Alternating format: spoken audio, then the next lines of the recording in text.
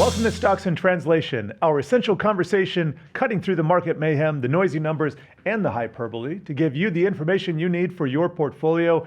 I am joined, Sydnee Fried is back here today. Good to see you again. And Dan Roberts. Dan Roberts is an old colleague of ours. He is currently the editor-in-chief of Front Office Sports.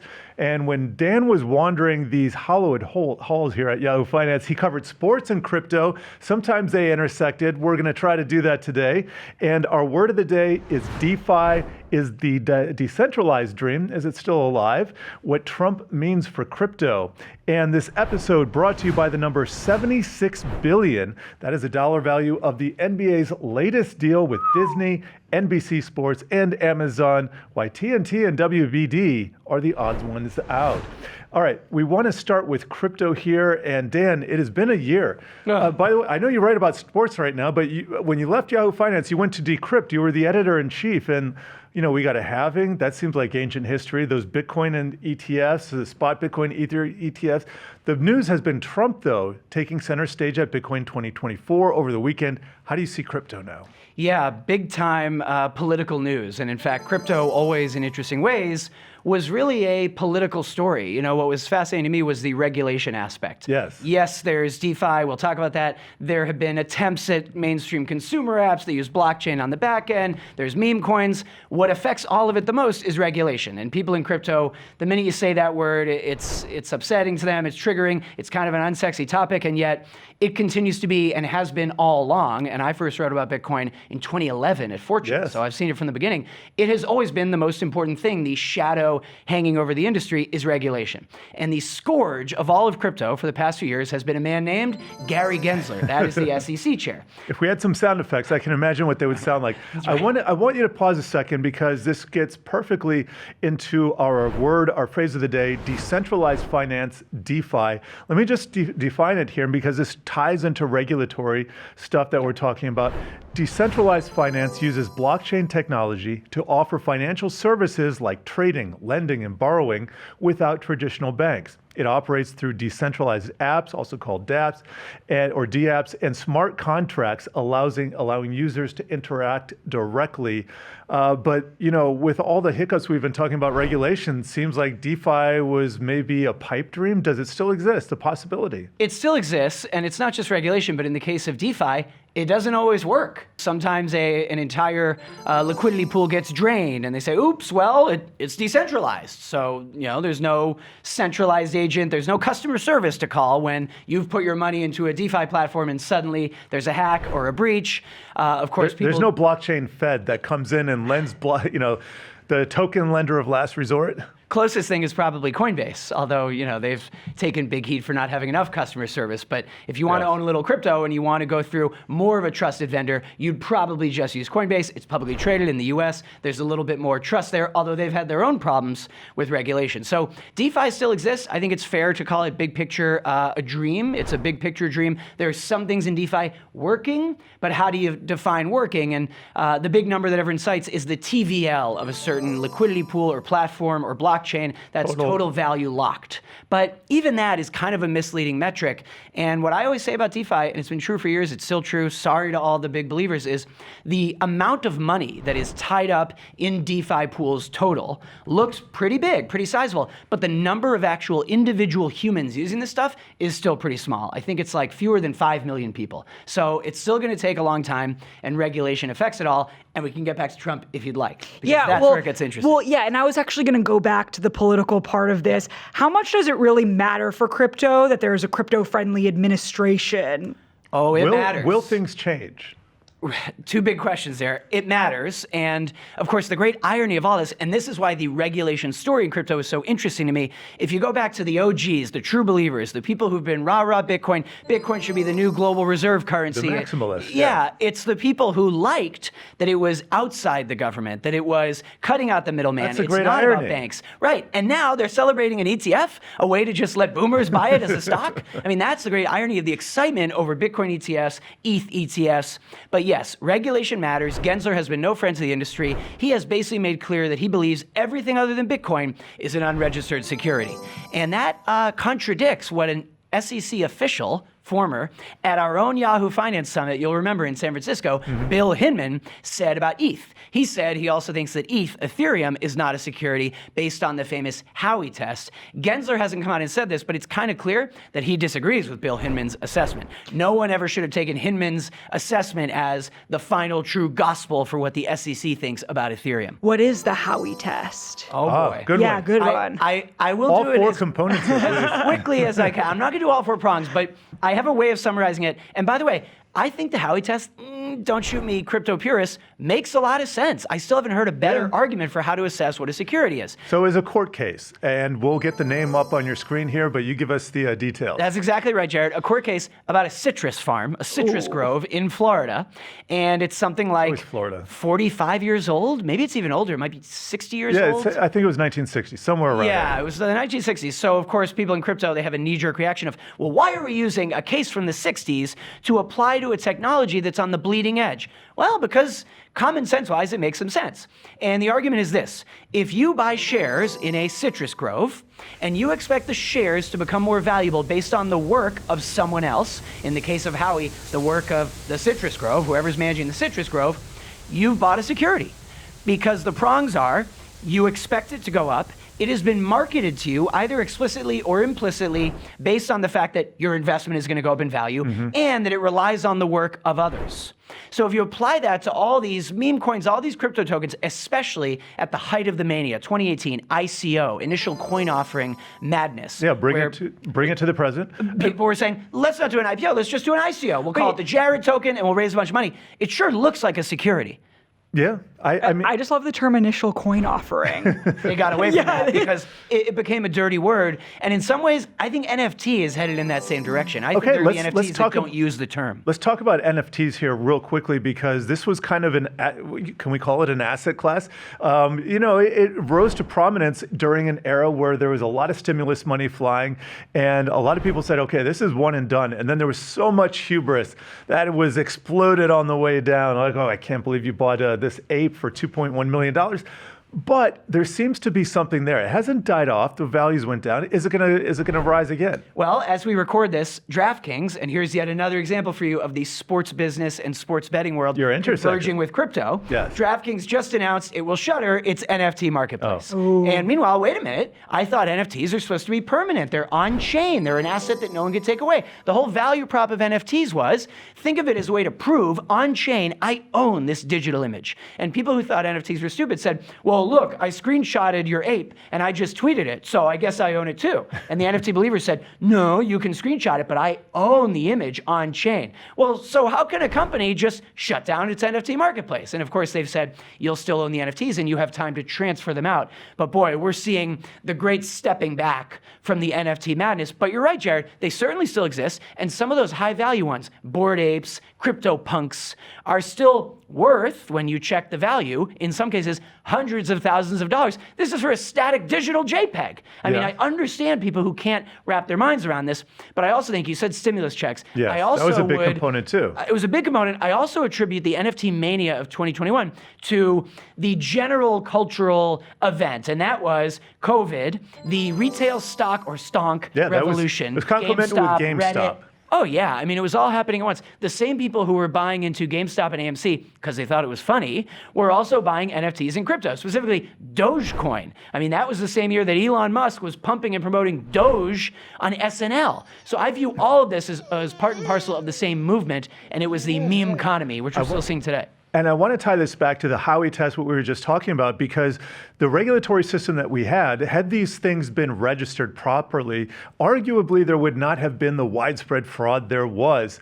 And so, in the end, might Gensler have been just playing devil's advocate? Might he have been doing the right thing for crypto, letting it fail the way it did? He would say, of course, I'm protecting consumers. I don't want consumers and Main Street to lose their shirts. Now, what people in crypto say is that the claim, and you nailed it, this was the claim the SEC and other officials made publicly, was our door is always open, just come to us, our door is open, and you can register. Well, they say the registration process completely leaves us hamstrung. We can't launch our business. We get tied up in a morass of legal papers, and it takes a year or more. And there are examples of companies that played it right, did it the nice guy way, registered, went through all the SEC red tape, and in most cases, it took them too long and they lost their ground to other companies that said, you know what, we'll take the risk, we'll launch the token.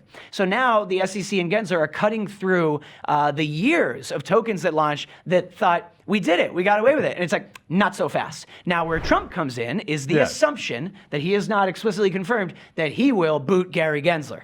But what I say to crypto people as a reminder is, when Gensler was first appointed SEC chair, many of them thought, ooh, this is great for us. This guy will be a friend to crypto. Oh, he taught blockchain at MIT. He taught a blockchain course at MIT. And so people said, wow, he likes blockchain. Well, knowing about a topic and teaching it and finding it interesting still doesn't necessarily equate to you are pro, rah-rah, and you'll be easy on the regulation and the enforcement. So let's say Trump gets rid of Gary Gensler.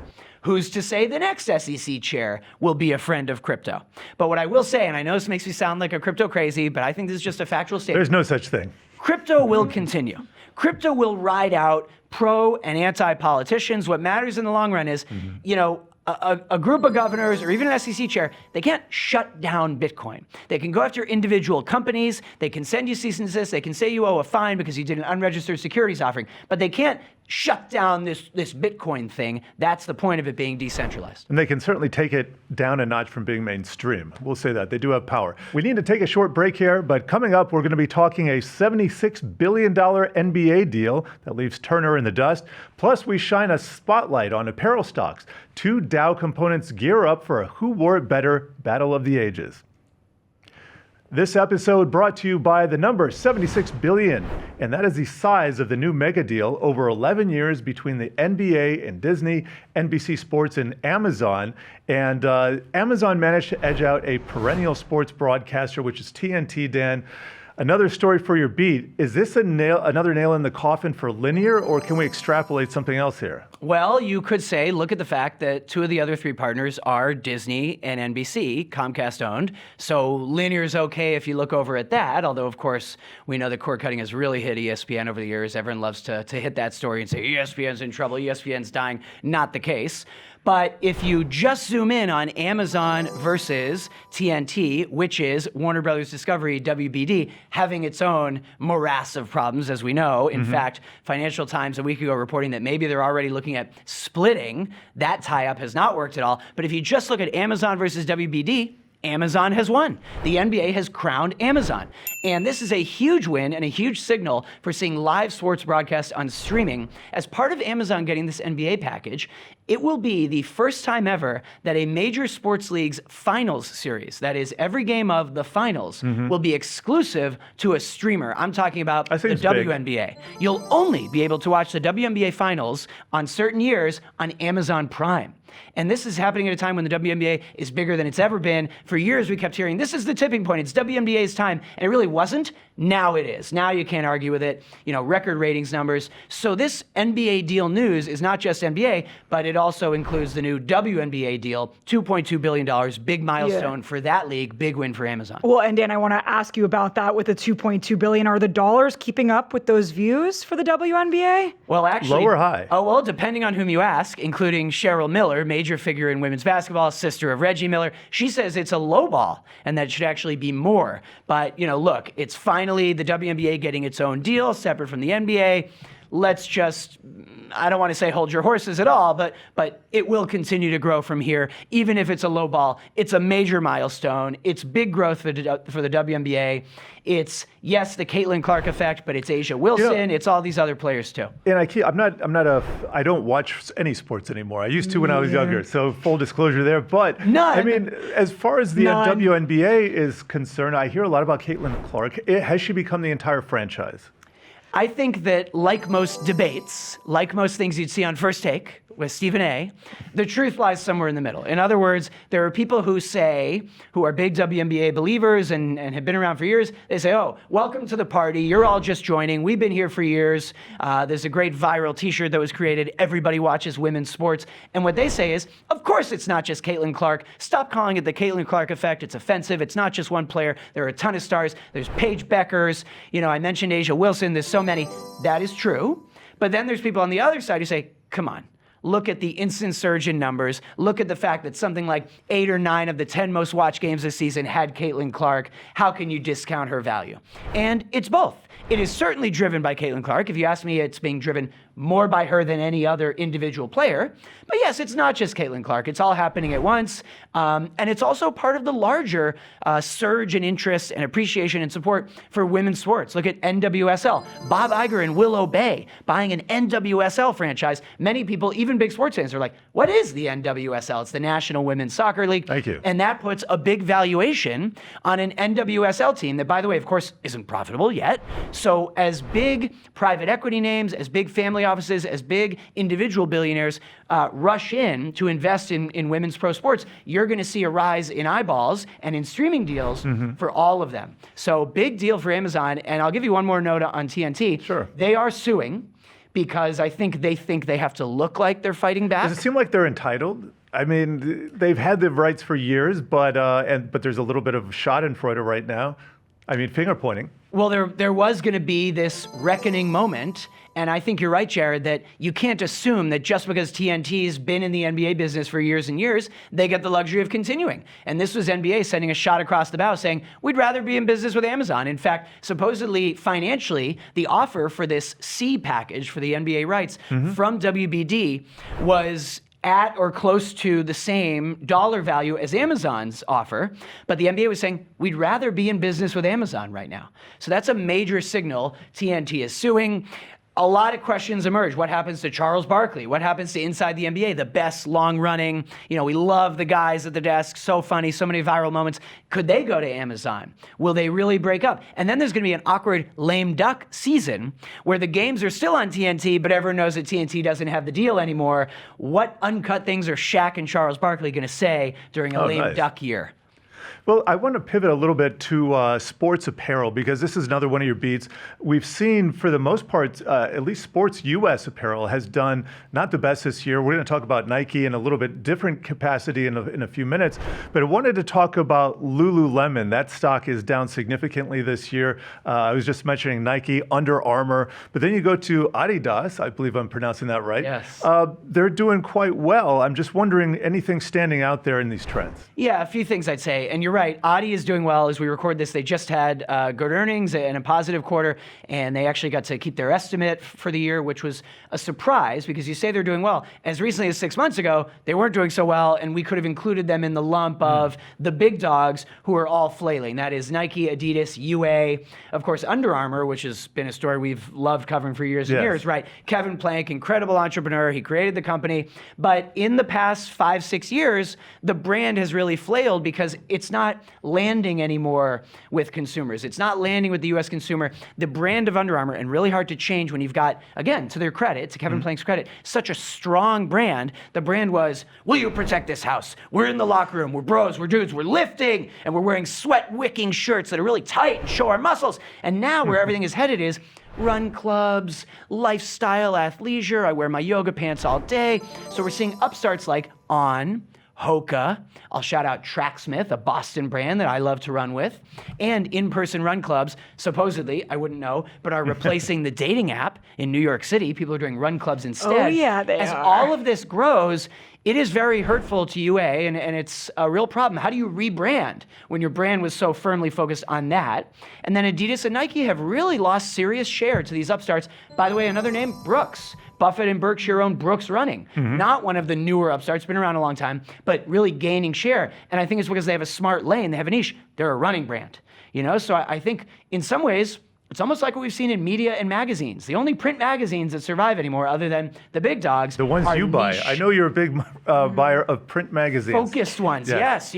Swimming and Weaving Monthly, I'm getting the name wrong. Fish and Stream, Hunt and Gather. So I see the sneaker brands and the apparel brands as being kind of similar. You better have a focus, lane, and niche. If you try and do everything, you end up not doing anything well. But is it too crowded? Like, is the athleisure space just too crowded anyway? Even if you have your own niche, well, 10 brands brands have their own niche. Okay, how does that help? It's certainly crowded. I think there's room to grow. Again, it's all about social. It's all about brand. We're seeing really interesting uses of celebrities and athletes, and also, endorsement deals where you're actually giving the famous endorser equity in the company, or they take a figurehead position. They're the new assistant VP of our basketball business. Famously when Puma tried to get into the basketball business, but doing signature basketball shoes, not a great business. Performance basketball sneakers, I should say, because instead people are wearing sneakers for fashion. They're not as much anymore buying 6 different types of sneakers for the 6 different sports they play. So a lot of challenges in this business. By the way, that's not to say Nike's going anywhere. I mean, it's Nike,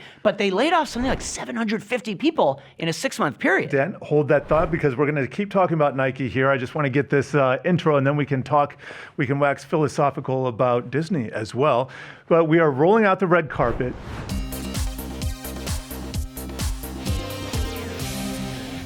And so we've got 2 Dow components primping for the walk, 2 stalwarts of the world's oldest stock index, Disney and Nike. Nike stock has been under pressure, as we've been talking about, since peaking in 2021, down 58% from its high. CEO John Donahoe has been leading the turnaround effort in direct-to-consumer, but the board faces mounting pressure from activist investors.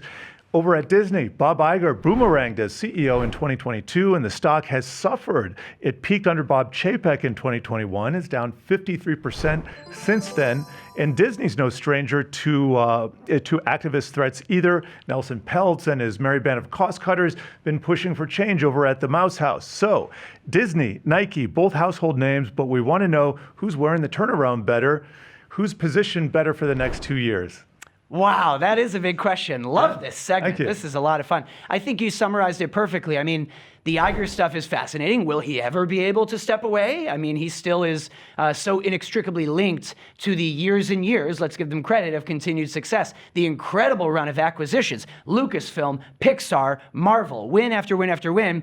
But a lot is happening at once that you could kind of lump together as franchise fatigue, right? People are cutting the cord. So ESPN is struggling to find new avenues to reach people. ESPN Plus, depends what lens you want to use to say whether it's been an all-out success or not. Marvel, well, the MCU has hit a wall. They did way too much in a short time. They finally acknowledge that. That's why I think they kind of took a year off. No big Marvel movie in the last year, but we've got Deadpool coming out, which is still kind of part of the Sony legacy. It's the first time Deadpool is being brought into the MCU. Robert Downey Jr.'s new role. Oh, good one, yeah. That's very exciting to me. And I should disclose, I'm big on just disclose your biases. I love the MCU. I'm a big Marvel guy, but they did do way too much. They did too many Marvel original shows on Disney Plus. It got to the point where there were references to all the other movies and shows, and if you had missed one, then you didn't get the joke or the reference, and you can't watch them all. You can't watch them all. So I think they have reached a point where they need to do some innovating. They need to take a less is more approach on the original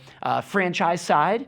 And then let's also mention they've got some big bundle planned, and oh, the irony. We saw the unbundling for 15 years. Now it's the great rebundling. They're planning a sports streaming bundle with Fox and Warner Brothers. And there's a lot of confusion there. Supposedly it's called VNU, V-E-N-U. Wait a minute. How can these 3 businesses, which also compete with each other on live rights, do a tie-up where they do a sports streaming app together? And sure enough, Fubo is suing them. And by the way, we get into these ridiculous Fubo, Vinu, Hulu, Dudu. It's too much. The same names here. But this is going to be a really interesting battle, because what Fubo wants, not Fubu, is to get an injunction against Vinu, which includes 3 giants, from launching their streaming bundle. But let's see where that pricing comes out. To me, the larger story here, streaming app overload. We have finally reached peak streaming app, and people are now cutting streaming subscriptions instead of loading more onto their plate. But I didn't do enough Nike. I guess if I'm told to vote in this segment, I give the edge to Disney. Again, Nike's not going anywhere. Nike's always going to be a big company, but Nike faces a lot of problems. As you correctly said about Donahoe, it's a turnaround effort, and I'd give the edge to Disney. Very different companies, but very important American companies. Dan, we always love having you here, and we're going to leave it there. Keep your dial tuned to Yahoo Finance.